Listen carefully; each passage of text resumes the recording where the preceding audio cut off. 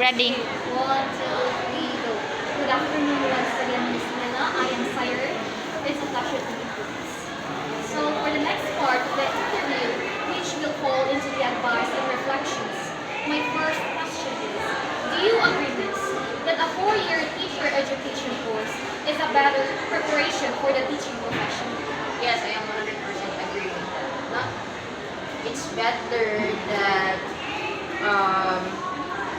you have all the knowledge no, from first year to fourth year than like sa ako nga, I only took it for 1 year. No? 6 months lecture, 6 months OJ. So, di na ko siya maatur good to get all the information. Unlike sa inyo nga, nag-start ko sa basics sa first year, nagkalisod hanggang sa fourth year. So for me, good, no, it's better na 4-year na education good ang inyong paon na program.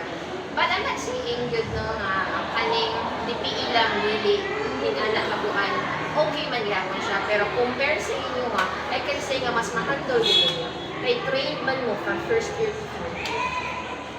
So, okay, Miss, thank you. So for the next question is, what advice would you give to others who are considering taking the licensure examination for teachers, or what we call LEP, without an education background?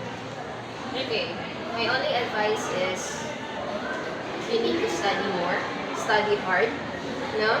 Even though nanakay background sa iyong major, but how about the other subjects, no? Another thing is review. For me, good is number 1 is you need mag-review ka. Naiuban mag-self-review, okay man na, mag-self-review ka ba, mas indot yun na mag-review ka nga na mga supplements ni ihatag. No? Kaya kung ikay self-review, huwag kang kabaw sa scope, lahi man na nga mag-review ka nga, every now and then, makunat yung mga okay, possible maunay na sila. But as for me, wala, sa ako lang, wala man ko ni-review, pero still, nag-study yun.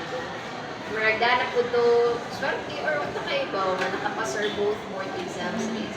Pero advice na ko, no, study, manage your time yun.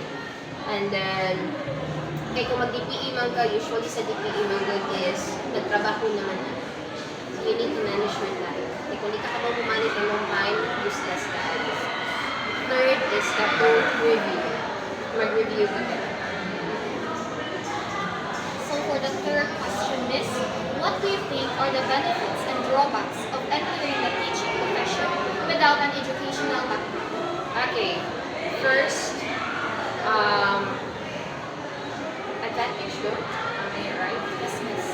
Ang advantage na siguro is I have the basic information regarding sa field din mo. Like ako, major na ako in science, wala ko na problema because like I said, kinaon na ako pag-college. Minor na ako.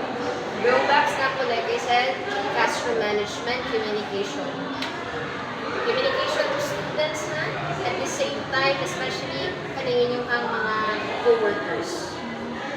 Naman dyan ay pupon-pupon nga mga professional mo, namin dito yung mga teachers na i-look down ka, especially ka ng mga tiguwag, yung sara man siya. DPE naman siya, ano naman hadlak mo mga niya. Nakita 4 years, kung andun ka sa education graduate. Okay? Kaya na, manay mga drawbacks na classroom management and communication. Barriers, no? Kaya ako di mo kung ka ayaw mo go deeper. Bitaw na may kuban nga tawag na. Sige, grabe ang communication skills. But for me, hindi ako dito. For the last question, Miss, how do you reflect on your decision to pursue teaching, and what do you hope to achieve in your teaching career? Okay, magkatawa ko. Actually, before, mag-story lang ako kanina. First choice for my parents na pauna ko is education, to become a teacher. Pero nakit-away siya na because I want to become a nurse. No?